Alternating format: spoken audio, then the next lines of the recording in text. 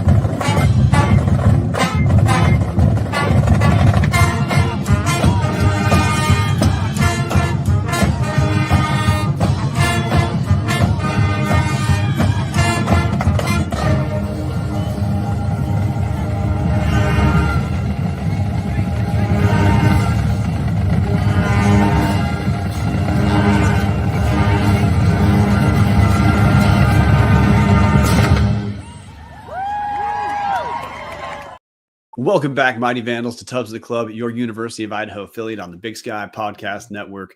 I'm your host, Brian Marceau, joined in the background by producer redacted, Martin Heemstra. Martin, how's it going? It's going good. It's another year. It's another new year, and I'm excited to be back on Tubs again. You guys will notice, if you're watching, Dallas's background is a little bit different today because, well, Dallas isn't here. We've got a special guest today. He's a friend of the show. He's been on before. It's the first time in a while. The 2024 NMSA Idaho Sportscaster of the Year, John Mallory. You guys know him as Johnny Ballgame. John, how's it going? Yes, thank you. Appreciate you, Marceau. Good to have some time here. I got some college basketball, but it's going to be fun catching up with you, talking my team, my Vandals, man, and a lot to talk about with the offseason. So thanks again for having me on, and looking forward to talking some Vandal football and whatever else with you guys tonight. Well, speaking of whatever else, in the comments section, we have some inside info here. Don't know if you noticed that yet, John. Dallas Hammer saying Dallas is a lot more handsome tonight too. Which, did you expect to come on here to have your looks critiqued? And if so, how you feeling about that? That's not, man. If that's how Dallas is feeling, man, that sucks to be Dallas, man. If I'm that comparison, all kidding aside, I wish you were here, Dallas. You're part of the reason I agreed to come on this thing. If Marceau would have said, "Hey, no Hammer tonight," I probably would have said, maybe let's book it another time. So next time I come on, you better be on here, man. And I want to get your opinion on some Vandal stuff as well. Oh, you heard it, Dallas. You're on notice for next time, dude. But okay, we're going to quit filibustering. So we haven't recorded since we did our episode in reaction to Thomas Ford being named the 37th Idaho head coach. In that time, which, by the way, so I don't know how everyone else feels. in the time from Eck leaving to Ford being hired, it was like 5 days that felt like 5 months or something like that. But hey, there's been a ton of movement of players. We're going to hit Idaho recruits at a different time. But hey, Ford's been busy. He's signed high school guys. He's got some transfer portal guys in, as well as some Idaho guys like Nate as a party. He from offensive line, he's coming back. Nathan Knapik, offensive line, he's coming back. Isaiah King, he's coming back. Eli Cummings and I believe Nate Thomas, they're back. Anyway, we're going to hit the whole list later, but a lot of Vandals in the portal have come back. Not all. We'll talk about that at a different time. Officially, Thomas Ford is pretty far ahead in announcing who has been added to the coaching staff. Now, a lot of these guys, if you remember the hashtag Only Tubs Discord at patreon.com/Tubs the Club, you learned a lot of this stuff a while ago. But the officially announced coaches so far that are going to make up the staff for Thomas Ford, we have offensive coordinator and quarterbacks coach Matt Linehan, defensive coordinator and linebackers coach Court Dennison. That's a topic we're going to hit later because that's a big get. Offensive line and run game coordinator Lauren Ensley from Coeur d'Alene, Idaho. Coaching edges, we have Avery Roberts coming over from Oregon State. Coaching cornerbacks, we have former Houston Texan Treston DeCowd. If I butchered that name, my bad. Special teams coordinator and safeties coach coming from Linfield is Neil Fendel. Tight ends and recruiting coordinator is Sheldon Cross. And strength and conditioning coming from the St. Louis Rams, Jamel Cooper. That's the data dump of news. But hey, John, you've been on the shelf for a minute. You've actually talked to Coach Thomas Ford, which if you guys haven't listened to that interview on Prater in the Ballgame, you should. But hey, I'm going to throw you the wheel. What's your thoughts on Thomas Ford coming back to Idaho? I love it. I'm buying in hook, line, and sinker. Not just because I talked to him, but from things I've seen on just my own observations, Brian, but also, other people in football that I've talked to that, Pacific Northwest football. I mean, the Ford name is very well respected in Pacific Northwest football. Let me just say that, from the high school level all the way to the NFL. And Tracy Ford, his brother, who runs the FSP, Thomas Ford's brother, the Ford Sports Performance. I mean, they see and they train and they work and they teach a lot there. And Thomas Ford has been not only teaching, but also on the recruiting side. I've heard really good things, Brian, about Thomas Ford. So obviously I'm excited. I'm excited to talk to you about it, obviously, tonight. But yeah, I was fired up. I wasn't sure. I mean, he wanted the gig too, which was big for me. He said that, when he found out the news, he was hoping they would contact him. Like, he instantly thought, yeah, okay. He had done enough in Moscow before, thinking, okay, that's a gig that I think I could be successful. And I expect him to be. I think I'll just say this. I think Thomas Ford is going to have the Vandals with upper level Big Sky talent most years, whether it's the portal, high school, however else he's acquiring talent. So excited to see the players he gets in there. And like you were saying, all those guys coming back, you don't get half of those guys if you don't rally to hire Thomas Ford and the staff that he's brought in. So you got to keep a good portion of the band back together. But I'm also really excited to see Thomas Ford as a head coach recruiter and see what he can do there. I think he's going to be very, very successful there, Brian. Yeah, we're obviously really phase one in seeing what the final product is, because we're in January. We have there's a lot's going to happen between now and spring ball, even more happening between now and August.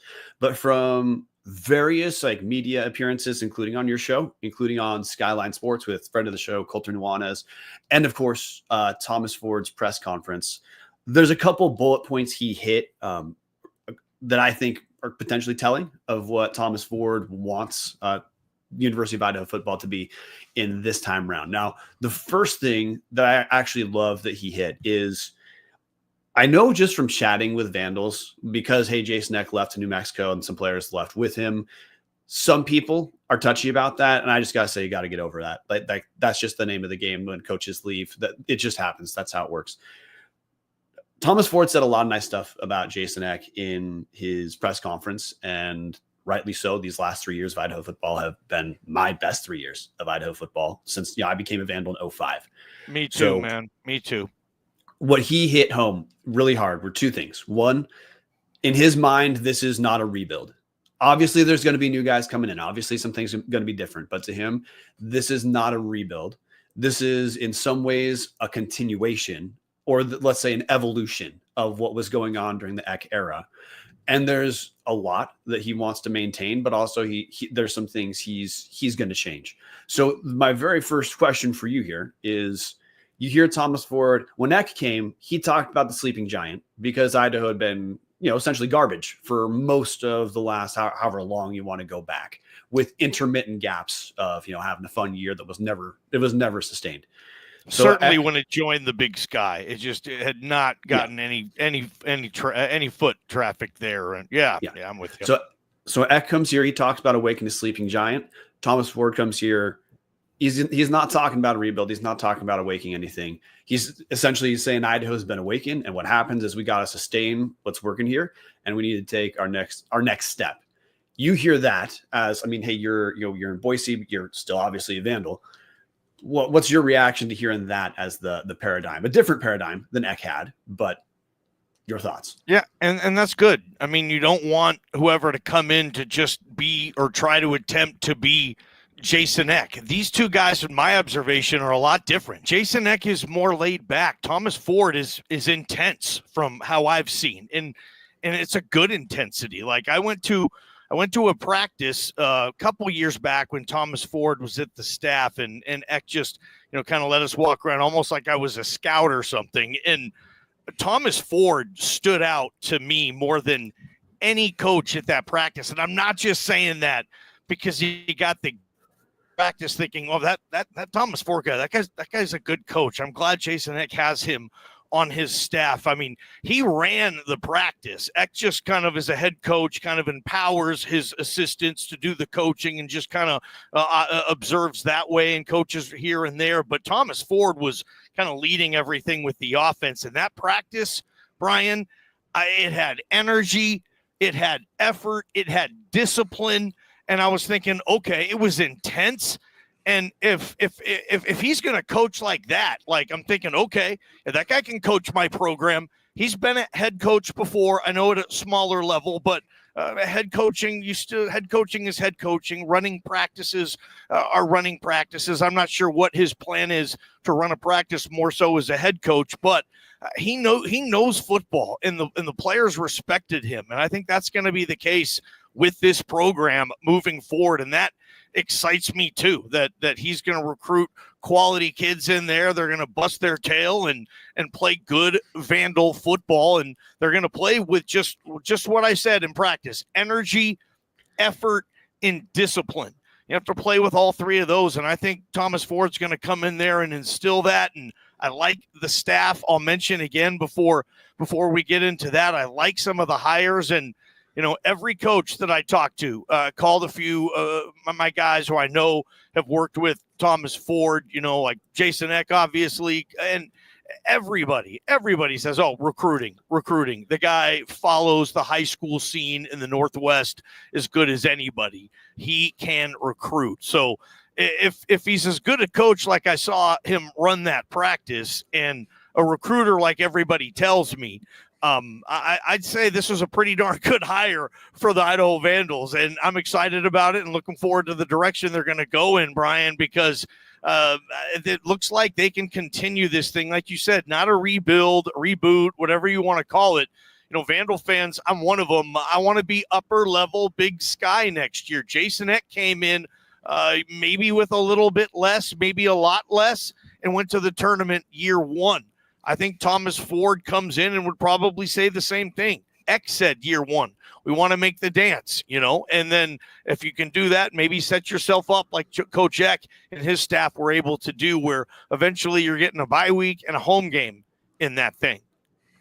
Yeah, in his other media appearances, Ford had talked about, a goal of winning the Big Sky, because that's just something Idaho hasn't done. Now, that's, by the way, that's a broad goal. That's not him commenting on this year's team. He doesn't have a full roster to comment on yet, which is part of the evolving story. Is as every Vandal I've talked about is stoked as hell for Ford and wants the season to start right away. We got a long time.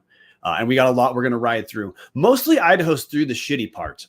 Montana State's living that right now, which is for good FCS teams, no matter what, you finish your season. What happens right after the season's over? You get kicked in the nuts with transfers. That's just how it happens. But then, hey, later on, you get guys who come into the program. That's the stage Idaho is at now. Like the bleeding is done with. And a lot of guys who left, guys like Jordan Dwyer, I think they probably leave, even if Jason X there's too. Or like, hey, Mark Hamper going to Wisconsin. Dude, everybody left Eck the previous 2 years. Eck wasn't keeping Anthony Woods. I mean, that just happens at that level, and it's fine. Yep. There's a lot of good football players out there, and a lot of these kids do want to play. And Idaho, I think, will continue to find them. Agree. And as far as adding players, so when Ford was asked about transfer portal and media appearances, this is my interpretation. This is not like a quote of Thomas Ford. I'd previously talked to Jason Eck at Media Day, and he had told me directly his basic philosophy with the portal is you use the portal to recruit for starters. You kind of run into a problem where if you start relying on the portal to just like kind of fill your roster, it can kind of throw off your development what you're hoping your development is of high school guys. Now, Ford used different language, but this is kind of tea leaf reading. It sounds like Ford is going to probably be a little more aggressive in the portal than Eck was, especially this year, because there's a lot of guys through graduation and transfer, a lot of starters to replace.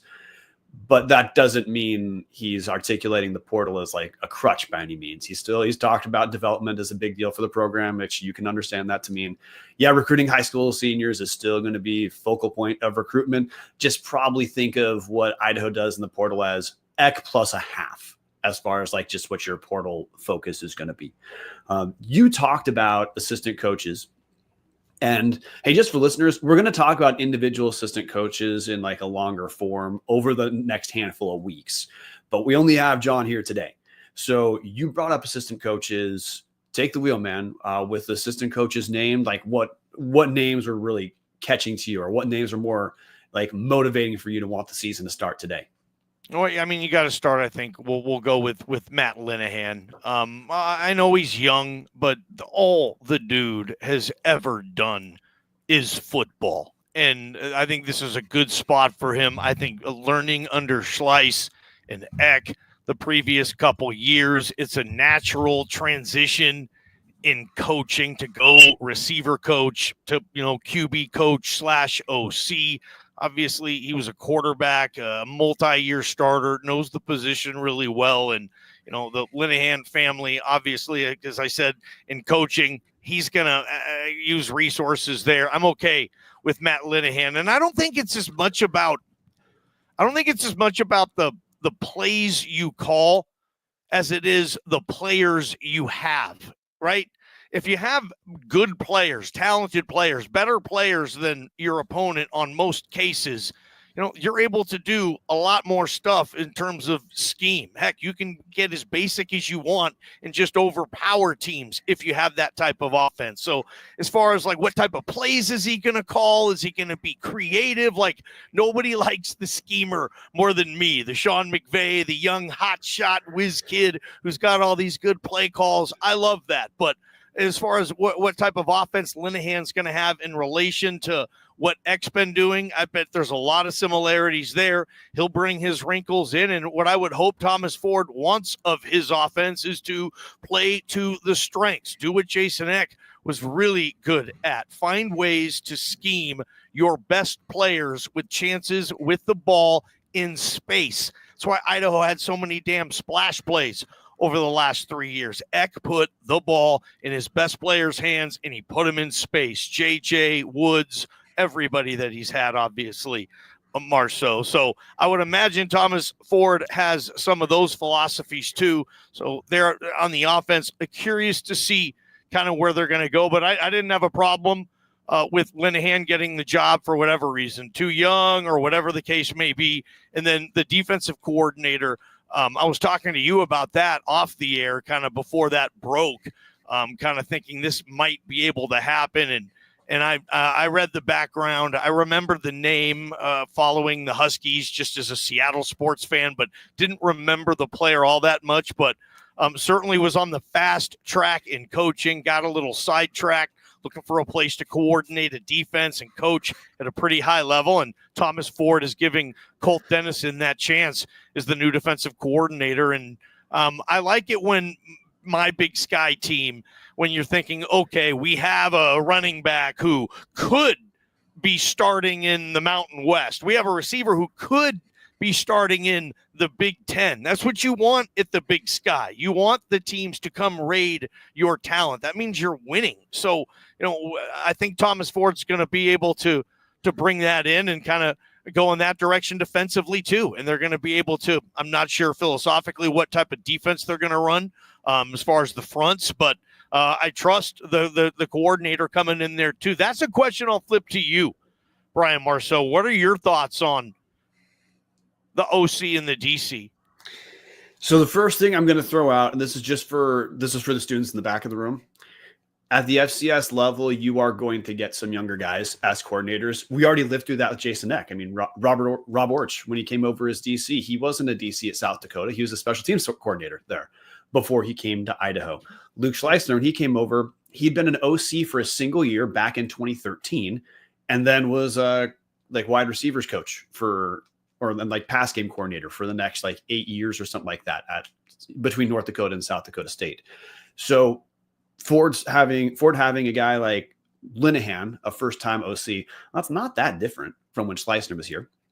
And in his interview for Vandals Insider, he essentially said he wants Idaho to do a lot of what they previously did offensively with Schleissner. But of course, Linehan's probably going to have some wrinkles in the pass game that are different than Schleissner. So my immediate thought is, no, I mean, look, Linehan, he's working his way up. He was a grad before he came to Idaho. He was a grad assistant at San Diego State and Missouri.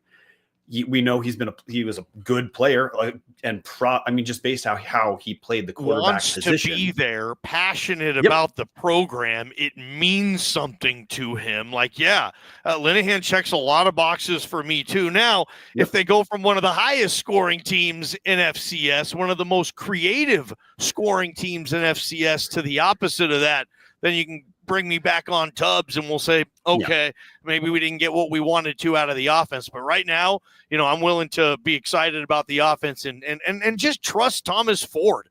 Let this guy develop the staff he wants to develop. Support him. I think we're lucky to have him and I say we as a Vandal fan and alum. I was excited, and I know you were too, to get this guy, that we can keep this thing going. I think we all, for a second, Marceau, maybe even longer, when we heard the Eck news and we all kind of knew it was coming, just didn't know when and where. You kind of thought for a sec, at least I did, like, dang, man, we cannot go back to just the whole operation of Vandal football the previous, 14 years before Jason Eck. Just please, God, no, never, don't, no. Like, I didn't even want to care about it for a time, and this has been terrific, going to the dance every year. And I think Thomas Ford keeps a lot of that going. So I'm going to trust him with his offensive and defensive staff hires, and absolutely excited again. The one thing with Linehan that I think that we're all hopeful for is the critique of Idaho offensively the last couple of years, especially this last year, is there were times where the Vandals got too cute. You look at that Montana State game, that first drive, fourth down, delayed shotgun handoff. As we have in the comment section from Martin, the Hamper Cat, aka like the insistence on putting Mark Hamper as the Wildcat quarterback. Yep. If Linehan can do mostly what Idaho did the last few years, dial back some of the cuteness to more acceptable levels, and then add a wrinkle or two in the pass game, that sounds like a home run to me. And then Court Dennison at DC. Look, we'll talk about Dennison's background longer because he has an interesting background. But he was a P5 coordinator, defensive coordinator in 2019. Got himself into trouble, and he has been putting his head down and working his way up. I mean, he went all the way back to the basement of starting as a coach, as like a volunteer at UNLV, and has been working his way up ever since. So like, the basic story of if people get in trouble and, they go back to work and take care of business, this is the type of redemption we want people to have is, hey, you get in trouble, you deal with the consequences and you work your way back up. That's that story. I think Idaho's lucky to have Court Dennison. He's actually the coach that we have a little bit of sourcing on as far as like player reactions, and players love him so far based off what we were told. We were told the players ready to run through a damn wall for Court Dennison after early meetings. And Thomas Ford is intense too. I mean, he intense in a good way.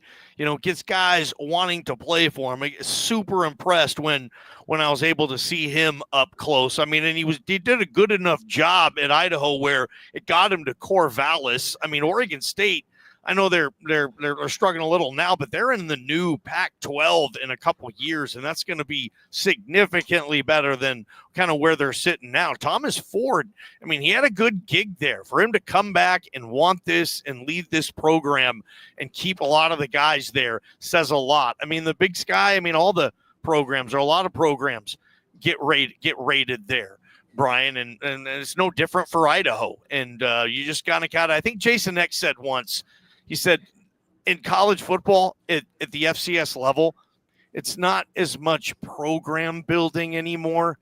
It's roster building. It's more of a year-to-year thing. You need to plug and play versus, okay, we got 3 of those guys coming up. Let's keep growing them. He said now it's a lot harder to do that because a lot of those guys, they'll leave you before you get a chance to let them grow as far as they need to grow for you to be able to play them.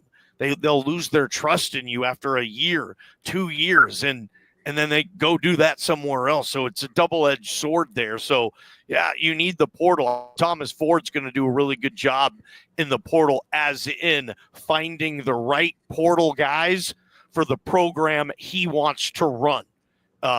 Energy, effort, discipline, that, intensity, and and maybe a few less trick plays. It's so funny how fan bases are different. I'm on the radio in Boise, Idaho, and I hear constant bitching that, they're not cute enough. They're dull. They're boring. All they do is just give the ball to Ashton Genty up the middle. They're boring. Oh my gosh, the worst 2,600 yards ever. And then but us Vandal fans, we're too cute. We're too cute. Vandal fans say kick the field goal. Most fan bases say go for it. Go for it. Vandal fans are like, no, Eck, take the 3. It's okay, dude. We're up. We're up 13. This puts us up 16, or we're up. It'll save the onside kick for the third quarter. A 2-score game, a 3-score game, and Vandal fans want that. We're too cute, and then Boise State fans, we're not cute enough. It's funny, like whatever you're not doing, the fan base kind of wants you to do the opposite of that. It's kind of fun to pay attention to. I don't know Ford or Linehan's philosophies, but yeah, Schleiss and X, and I've talked to a lot of OCs about this, and sometimes, you want to flex your muscles a little bit as a play call. Oh, you see what Schleiss dialed up there? Oh, Eck. I mean, coaches, they text each other that stuff. They pay attention. I mean, they're football fans too. So some of them scheme kind of to show off sometimes. And I think if Idaho did that, cool. It was fun. I love the fact that Idaho ran the cool, smart, creative plays. It's part of the reason I loved the last 3 years with Jason Eck. You always kind of thought something was coming. And I know everybody kills him for the onside kick, Marceau, and all that stuff. I know that. But more often than not, when Eck rolled the dice on those situations, I think it paid off. It's not always going to. That's why they call it a risk. More often than not, you're probably not going to get it. But all in all, no, dude, you're right. I mean, I had this talk with Trevin Pixley last season. Going for Idaho scored both their touchdowns against Wyoming on 4th down conversions. That's without those plays, Idaho does not pick up that Wyoming win, and that radically changes the outcome of the season. So totally, you're right. I mean, you're right. And by the way, hey, listeners, we're gonna do our just talk about Eck, his legacy, all that later. that's probably like as we get towards our summer break episode, I want to give everyone time to relax here. And also like, hey, Thomas Ford is the story now. Eck's not at Idaho anymore. So that's just not the story. We'll talk about that later. I do want to shift back a few minutes when we were talking about, just because you're here. And could you talk a little bit more about when you saw Thomas Ford running practice? I mean, like you talked about intensity. You talked about him being hands-on. Is there anything else that stood out? Or, I mean, all our listeners are probably thinking, well, we're wanting everything we can get about Thomas Ford right now. You've actually seen him in action as a coach. So can you just give us a little bit more? Like, yeah, dude. What else? I remember it distinctly. It was a fun practice. It was a Sunday, and Jason Eck had blasted the NBC Sunday Night Football theme song. And it was just blasting it. And he's like, effing Sunday night. And everybody's hyped up and everybody's out there. And the weather's just beautiful because it's like, excuse me, mid-August or something. And it's just perfect in Moscow. They started practice probably at like 7, 8 at night. I'm not sure. And Eck was just like, hey, man, just roam, do whatever you got to do. And so I watched the whole practice, the beginning after they do the stretching and whatnot, when they get into kind of their hype circle, as soon as they break that, it's Thomas Ford. I was like, okay, wow. Like he was, especially offense on one end, defense on the other. I spent most of my time on the offense, and that was Thomas Ford, running, they're running, 11 on 11, obviously not full contact, but drills here or there. And he was just very hands-on, intense, demanded respect, received respect. Like I said, I'm not just saying this. You're saying he was more involved in running the offense in the practice you saw than Luke Schleissner was?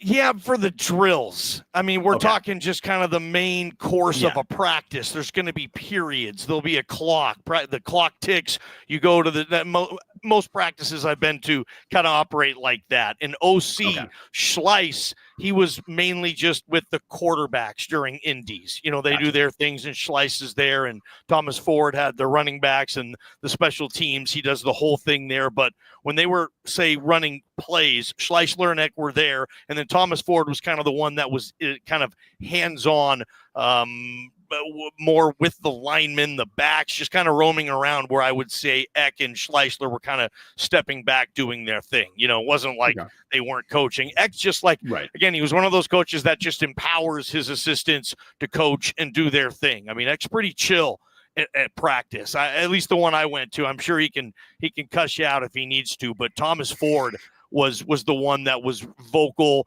intense, demanded respect, got it, discipline, and I was really fired up. I went away from that practice going, dang, like I really like that Thomas Ford coach. And I kind of had a connection because I know his family were from the same area in the Seattle area. So I kind of knew his story a little bit. So I was rooting for him a little, and I was like really, really impressed. I told Eck, I was like, damn, man, that Thomas Ford, that dude can coach. And Eck's like, man, wait till you see him recruit. And I was like, damn, he's a better recruiter than he is coach, because I just saw him coach his ass off there, like that type of thing. I was really impressed. Once I heard Thomas Ford was mentioned for this thing, Marceau, you could have stopped the search there for me. For me, this was the home run, and Vandals got who they wanted, and I think this guy's going to do a good job. I'm excited for it, again, for like the 25th time. Yeah, hey, I was on the Thomas Ford train early, and I've got like, hey, Dallas and I talked about this right when news was coming out. I was hoping Idaho would go with Ford over Dan Jackson. So, hey, Dan Jackson's now head coach at South Dakota State. That's where he's an alum. So, hey, things worked out for him, obviously. Yeah. But for me, I was on Team Ford essentially the second that I knew Eck was gone. So, and when we were doing our episodes, we tried not to do this, but we essentially accidentally ran like a Thomas Ford infomercial the episode before Thomas Ford had finally been announced. But whatever, dude. I'm okay with taking good news. I'm okay with it. So this is good news, man. Like, I think they recovered from this. This could have been the freaking Titanic hitting the iceberg, man. And we're going to look back in 10 years and go, shit. shucks. Remember that 3-year window where we had Eck and we were fun and we were good and we went to the tournament and we won games? Oh, man. Like, I'm not going back, man. Thomas Ford, you're watching this. It's Tubbs at the club, man. Let's go. It doesn't have to be year one, but this, make us proud to love and support this program. And I have no worries that you won't. I think you will. And I'm really excited. I agree with all the comments that are coming in. This was the right hire, and we need to support him. And I think we will. So you had a time you had to jump off. Do you need to jump off, or are you good to stay on for a little longer? I can go. Let's go another topic. Let's go a few more minutes. Vandal fans, or you want me to get out of here? You guys can comment. And no, I will dude, get back to... Everyone wants you here. And the only reason I ask is just so we aren't stealing your evening away from you. So this is a good game, Arizona State, Kansas. I'm surprised that ASU is hanging with them the way they are, but no, I'm good to go. Let's So Dallas says stay forever. So I guess you're supposed to stay. Yeah. Hey, Hammer, get off it. All right. So I guess for you, what do you see as kind of the next steps for Idaho? I mean, well, one thing, Thomas Ford did talk about recruitment plan, which is first week on campus, which is right now for Idaho students, is that's kind of the final week of re-recruiting Idaho guys from last season to stick with the program. And we've seen Idaho has kept some guys. I talked about it at the top of the show. Also like Emerson Cortez Menjivar, he's the top returning wide receiver on the team. He, essentially announced he's staying at Idaho. That's a big deal. We know that Ford's recruiting a upperclassman quarterback. There's a ton of underclassmen. Idaho has no problem with underclassmen quarterback options, but I think you can pretty damn bet that Thomas Ford is going to do what Jason Eck could not do last season or chose not to do. I don't know which, because I didn't have Eck on to talk about it, but Idaho did not have an upperclassman quarterback to compete for starting spot last year. They looked like they were fine with Lane, but then Lane gets hurt and he didn't have any depth behind him. I expect Ford's once we have the other coaches named, I think that he's going to be going for an upperclassman transfer quarterback. And then, you look at positions that Idaho needs to fill, essentially the wide receiver room, there needs some depth there, but the D-line and essentially a huge amount of the defense has gone from graduation and transfer. So that's, if there's a reload on the roster, it's depth and some starting on the defensive side of the ball. But hey, what are next steps are you looking at out of Thomas Ford? I mean, not only with the tactics, but with the tactics of building a roster, but also with building enthusiasm for Idaho football. I mean, yeah, size. I mean, like you said, replacing some of the key defensive components. I do like the Dennison hire at DC, so I think they'll scheme well. I wish Stanley Frank's the best. I also wish he stayed, but I totally get it. It's a different life in the FBS, even in the Mountain West, than it is in the FCS at most schools in the Big Sky. So totally get that. But that's probably where it starts. I think I'm probably more confident in this offense. Now, quarterback, I like some of the guys that are developing. I like that. I believe Jack Wagner is probably the incumbent. If you start spring ball tomorrow, Jack Wagner's running out with the ones. Correct me if I'm wrong. The answer there is maybe. He started guys who were not Jack Lane. He was initially the number 2, but then he lost the job to Nick Josephack, but then Nick Josephack got hurt in his first official start. So then it went back to Wagner.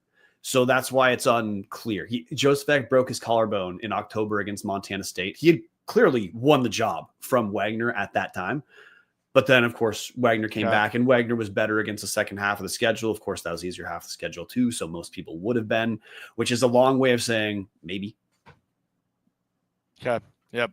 So we'll see what they do at quarterback. But, yeah, size, speed on defense. Jason Eck loved their defensive front last year.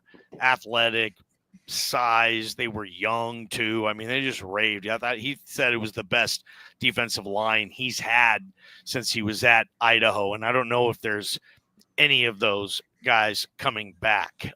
Certainly There's some depth. There's a couple depth pieces. Sam Brown, Zach Kotz are coming back. Every single team is going through this, and the name of the game right now, it's crazy, but you have to just go out and you have to grind, and you need players. You need to find a way. Guys, there's NFL players all over the portal, but you need to find the right ones who want to be a part of it, who want to be developed, and who are going to play Thomas Ford football. And, Thomas Ford's not going to cater to the superstars in my opinion. So he's going to get the right kids, and hopefully he does, and they can play really good football too. Because in today's era, I do think in a lot of these games, it's going to come down to the Jimmies and the Joes, man, at the Big Sky, where if the team is bigger, faster, stronger, you're going to see it be pretty successful. And I think Thomas Ford has a chance to recruit that to Idaho, like I've said a few times already here, Brian, but I think they're going to have a talented roster, upper level Big Sky talent on this roster, I expect. Yeah, so in the comment section, Boner Fairy asked the question, seriously, how can you even scout and recruit kids in this short a window? I'm going to push back on it. Well, I'm going to push back on it being a short window. It's kind of standard because, like, hey, this is one of the things people have complained about with Jason X since he left. What was his first step in recruiting at New Mexico? Well, he recruited the guys he recruited at Idaho, and he tried to get some transfers from Idaho, which is to say the dudes he was already working on, that's who he brought over with him. So, hey, every coach does that now too. Yeah, exactly. That's Thomas Ford was just recruiting for. Yeah, well, and Thomas Ford was he was recruiting for Oregon State. So it's not like he's starting cold. He just now has the pitch for some guys like, hey, do you want to ride the bench at Oregon State, or do you want to be a starter at Idaho? By the way, look at what's happened to a bunch of guys who started Idaho. So I don't think his window is actually shorter. I just think it's truncated. It's kind of like truncated in some way because, there's obviously some shifting, but he's not starting from scratch. And that's how it is with every coach who comes in. Hey, Dan Jackson at South Dakota State, who's he going to recruit? The same goddamn guys he was recruiting beforehand, right? Yeah, and then he's going to find the other Big Sky guys that hop in the portal that he coached against, or whatever the case, to build a roster. To Boner's question there, man, like exactly, like it's a totally different world, and I understand what he's saying too. Like, how are you supposed to build a roster with this crap? Like, what are we supposed to do here? That's again where I think Thomas Ford has an advantage. He knows all the Northwest ties with recruiting and all levels of football. Like, I expect the Vandals to be heavy in the Seattle and Portland metro areas. He knows those areas very, very well. And I think he's going to be able to find those guys, Brian. So, it's going to be interesting. I don't know too much about the class he's had. I don't know what I know. He saved and he kept a lot of guys back, which I liked. I don't know too much about the players he came in, but again, from what I've heard about his skill and ability to recruit, I'm gonna take their word for it and expect him to get pretty good players here instantly, first year. Yeah, and hey, the other part is, how do you recruit in this short window? Well, you also hire assistants who have their own recruitment background elsewhere. We talked about the guys announced on the show, but like, hey, there's a couple guys who this isn't like an official announcement. This is just like, hey, you're reading like the Twitter tea leaves. It looks pretty much like Lance Dunbar is the running backs coach as far as like as far as online activity. That's not an official announcement, but if you guys go look at Lance Dunbar on Twitter, I need you to explain to me how he's not the running backs coach, or he's not coaching at Idaho just based off of what his activity have been. So like, hey, if Lance Dunbar is here, that's a guy who's probably got the ability to recruit in Texas. Tavita Finau is, and being an NFL guy on staff. Yep. I mean, I've heard so many stories about the advantages. I'm sorry, players will listen to the guy that says, hey, listen to me, I've been there. This is what you have to do in pass pro. If not, you can't play in that league. They will listen to, in my opinion, that guy, the younger guy who's done it, than maybe somebody else. So if that hire's legit, then again, Thomas Ford, let's keep building this staff, man. Let's keep getting the best possible talent that we can get here, and then go out on Saturdays and in many cases let that take care of itself. Yeah, and then hey, this is on the defensive side. Tavita Finau, he looks like he's the D-line coach. I mean, we've got recruits tagging Tavita Finau with Thomas Ford as far as recruiting for Idaho. So again, look at social media stuff. You'd have to explain to me how Finau is not on staff. You're not officially reporting that, Tubbs at the club, though? You're not breaking that? Not breaking that, but like it's pretty. It looks like it's pretty damn obvious he's doing some work for Idaho, which is say like, hey, he would be coming over from Utah State. That's a guy who's working recruiting in the Mountain West. So what's he doing? Same pitch as Thomas Ford, like I talked about. Hey, do you want to keep going to Utah State and maybe come off the bench, or you want to come over here and start? So I don't know. The overall staff right now looks like a kind of interesting mix of youth and experience. It's a little younger than what Jason Eck had coming in, but it's got the mix that I think you want. And I mean, from this far away, look, obviously you got to win the recruitment battles, and you got to develop the way you're going to talk about developing on, like Thomas Ford has on his various media appearances. Obviously the actual work has to take place. But from this far away, we're in just the second week of January. I think Ford's doing a lot right, and pass is typically prologue. So it's like, hey, you talked about looking at. We all know he can recruit. We all know when he was here as a special teams coach. When he left, special teams took a gigantic step backward for Idaho last season. We know at Oregon State special teams reputation. Yes. We also know, hey, at Oregon State, we know if there's one issue that team did not have, it was running the ball, which is, hey, that's where Thomas Ford was involved. We've got a lot of evidence of a guy who knows how to coach. We know he can recruit. I don't know, man.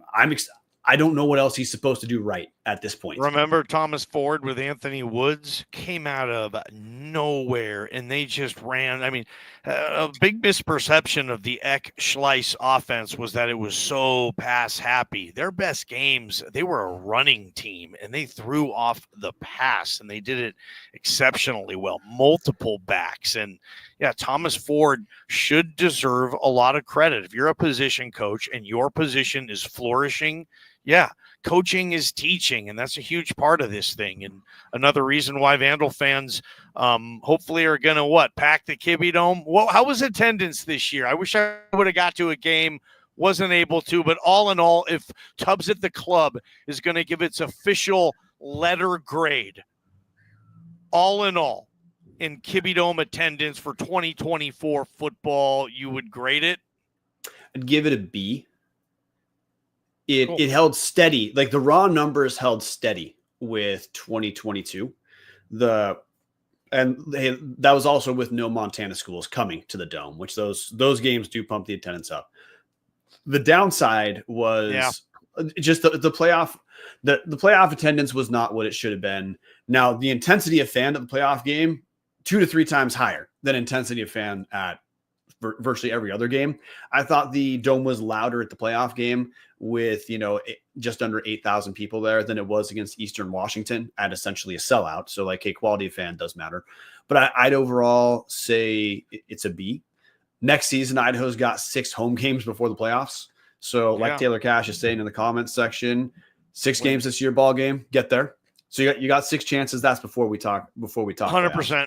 100%. I got to get to a game next season. I went to the Albany game the year before, and let me just say, the loudest I've ever been in the Dome, it would have been 08. Boise State comes up there. I'm broadcasting the game for KUOI, the student station, which was badass. I got to broadcast the football games on the student radio station, and they were in the WAC, and Colt Brennan came there with Hawaii. Robbie, he's hotter than a $2 pistol ball game, I'll tell you.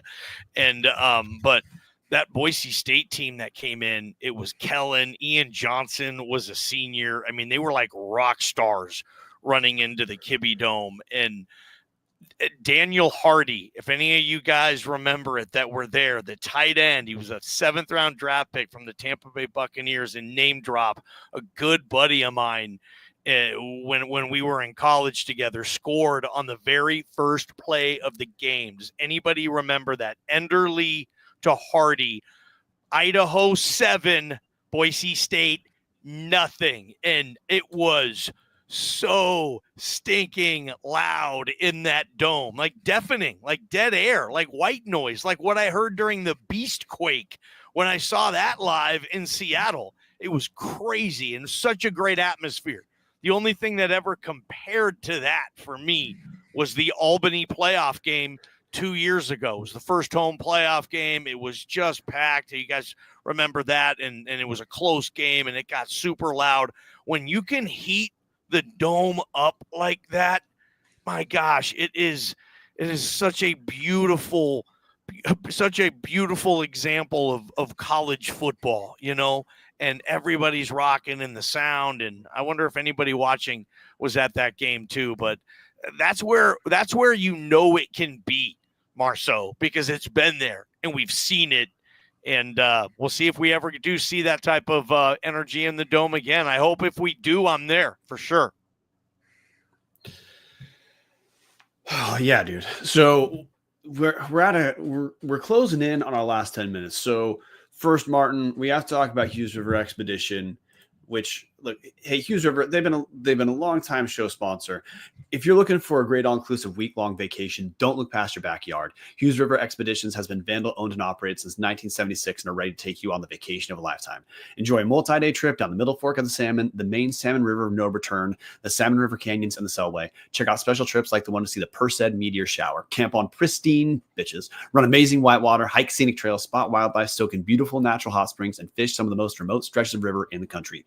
You just bring your clothes, let HRE handle the rest. So grab a paddle, catch dinner, and ride the bull all throughout the Gem State. Call them now at 406-540-4450 or check them out at hughesriver.com. All right, Martin and I need to talk just for a minute about men's and women's basketball. So before we get there, any last points you want to bring up before we get into the long desert that is between now and whenever you're back on the show and Dallas is here? Yeah. Just stay excited. I like the Thomas Ford hire. Vandal basketball. That's a whole nother rabbit hole. I'm not going down tonight, but it's fun that where we are as a program, Vandal fans, it's not just this big stinking rain cloud of bad news and maybe even in some cases embarrassment. Like that is gone now. And it's just, hey, here's what we're getting. Oh, we're going to be aggressive recruiting. We're going to have a good roster. We're going to keep a lot of the good things about the Jason Eck era and look back on that as the era that turned this thing around and made Idaho what it should be, an upper level Big Sky football program year in and year out. And I'm looking forward to this. Like, Eck leaves. Now, can you prove that it's Idaho and not just Eck? A lot of schools can't do that. The star coach leaves, they never recover. A lot of schools. Look at Weber State and Sacramento State. Those are Big Sky examples today. Sacramento State loses Troy Taylor. They win one Big Sky game this season. Weber State, 2 years removed from Jay Hill, they win 3 Big Sky games. That happens.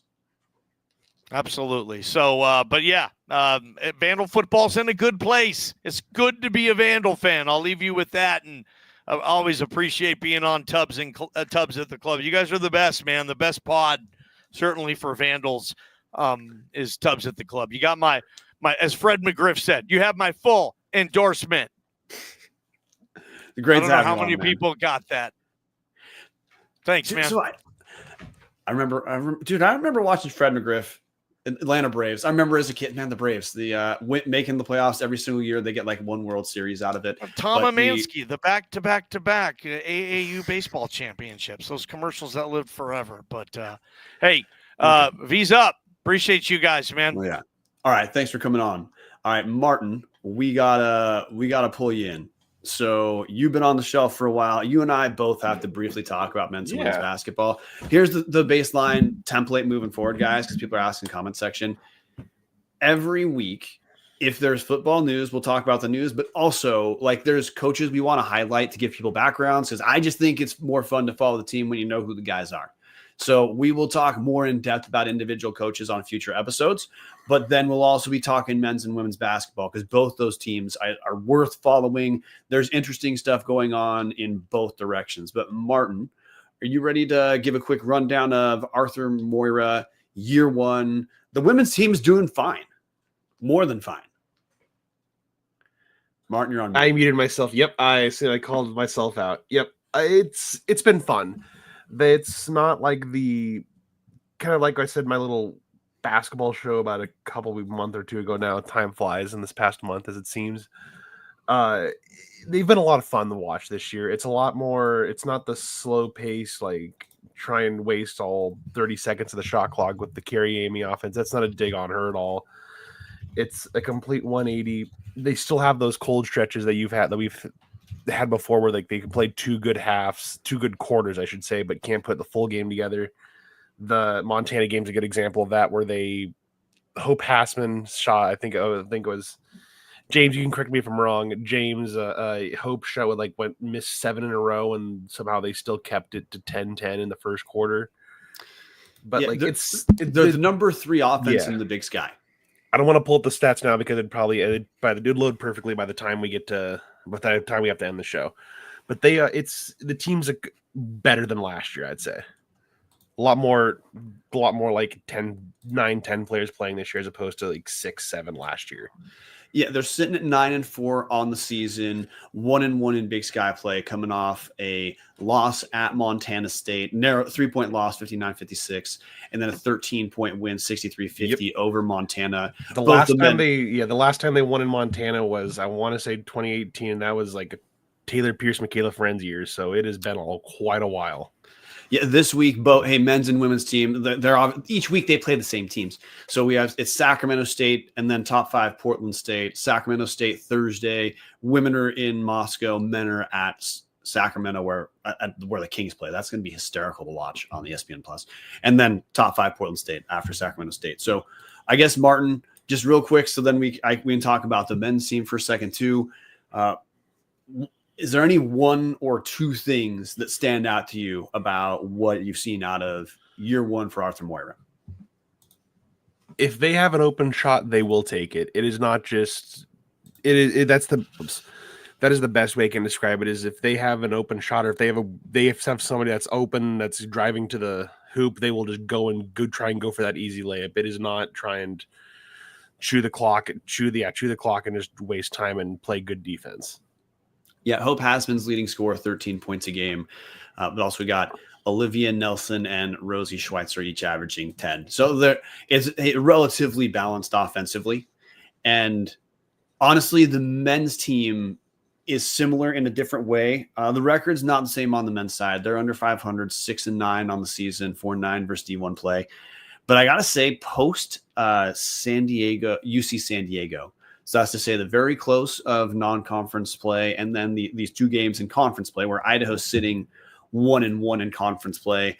They had just the inverse of what the women had, where Idaho beat Montana State in Moscow 69-64. Tyler Muss led the team 14 points that game, and then lost by 2 to Montana 73-71. Chris Gonzalez led the team with 19 points. Jack Payne was huge in the second half. Honestly, Idaho should have won that game. But this team, I think you got to pay attention to the team. Like I think I know the record's not fantastic right now, and look, they're not going to win the Big Sky Conference for sure. But there's a lot of stuff that Alex Pribble does that I like. It's a well-coached team. They play very tough defense. This is one of the easiest teams to just like, as far as like the personality of the team that Idaho's had for like the last half decade. The thing that this team is missing is a guy to create offense when the offense itself doesn't break down. So like this Idaho team, very balanced. We've got 5 guys averaging between 8.5 points and 11.9 points a game. Chris Gonzalez leads the team in scoring at 11.9, but also Tyler Russ is averaging 11, Colton Mitchell 10.6. But essentially the personality of this team, they play very tough. They play very intense. There isn't a star. So for Idaho to win, they need a couple guys to step up and essentially have, their version of an A+ game. And that whoever is stepping up, it kind of rotates every game. Like I told you against Montana, it was Chris Gonzalez in the first half, Jack Payne in the second half. There have been halves where Tyler Russ is the guy against Montana State. It was Tyler Lindhart in the second half off the bench, kind of carrying the offense as an ISO scorer.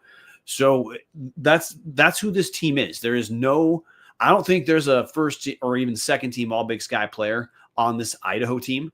What it is it's a bunch of, this isn't meant as a derogatory thing. It's a lot of role players who play their ass off, but there's certainly guys who can put up points in a hurry, like Tyler Russ when he's hitting. Colton Mitchell as a passer he was electric for the first 36 minutes against Montana State, but he's a redshirt freshman. He has his up and downs. So look, this is a team that's developing.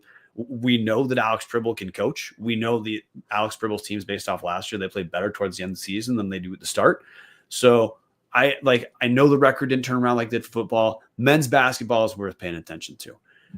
It's like, I'm more into, like, obviously I'm much more a fan of the women's team, but they're a lot of fun to watch. And like, I don't know what this, like, just from someone who's not as like men's basketball savvy as you are, Brian, like watching Jack Payne play is so much fun. Like he plays a brand. I don't know how to say it, but is probably my favorite player on that team.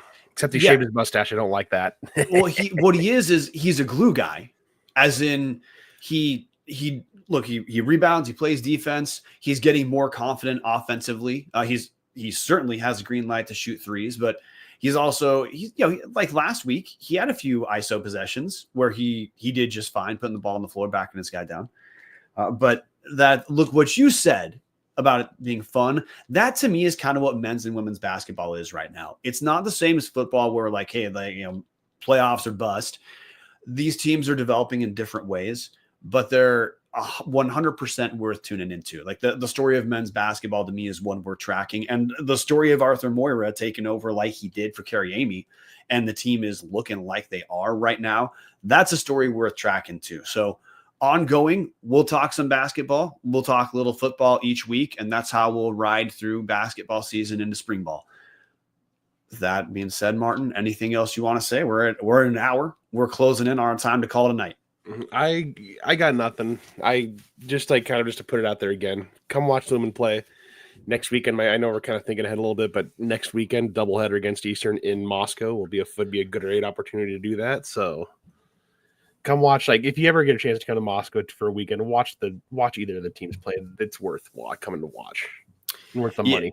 Oh, yeah. And hey, just a reminder, patreon.com/Tubbs of the Club to support the show. And hey, this doesn't happen all the time, guys, but like when we were off air, part of why we didn't record is because we did a shit ton of work to announce in our Patreon group who the assistant coaches were going to be. We shot 7 for 7 with announcing head coach and assistant coaches before they were publicly announced, as in the guys we named. I didn't have to redact one recently, but we redacted it. The public didn't redact it, so I'm calling that good. So we shot 7 for 7. So if you're into that, hey, that does happen in spurts. But the thing that keeps people there is it's the most active, energetic, and like fun place to chat Idaho sports on the internet, and especially game days, man, it's ongoing, not just for Idaho games. So patreon.com/Tubbs the Club. This is where I get my Vandal fix. If I didn't host a show, I for sure would be a member and type in a shit ton of messages there, like I already do anyway. Tom Kendall saying also, hey, we're at 700 subscribers on YouTube. So yeah, hammer that subscribe button, helps the show. We'll be back next week. We're going to shift the show to Tuesdays at 6:45 p.m. for two reasons. One, just, hey, the schedule's different during football season. Basketball, there's games Thursday, Saturday. So we want to record a little bit before the Thursday game to talk about it for a minute for the men's and women, but also just works better for our schedule. So that's how it's going to go. So we'll see you guys next Tuesday. Thanks for watching, and hell yeah, dude. Like James Aldrich said, it's worth $250. Yeah, you can subscribe for as little as $250 to our Patreon. Martin's laughing because I'm pretty sure FS means for fuck's sake, but I'm not 100% sure if I got that one right. Martin, did I get that one right? James, did I get that one right? I don't know. Yeah, you got it right. There we go. Okay. So thank you for coming. Thank you for keeping the live chat going. Even when we talk basketball, like, look, there was a drop off because football is always king, but it wasn't that much of a drop off, guys. So thanks a lot. We'll see you guys soon. Go Vandals. Go Vandals. This is producer Brian doing a terrible job of even finding what we're going to play us out with. So we're just going to call it good. See you guys Tuesday.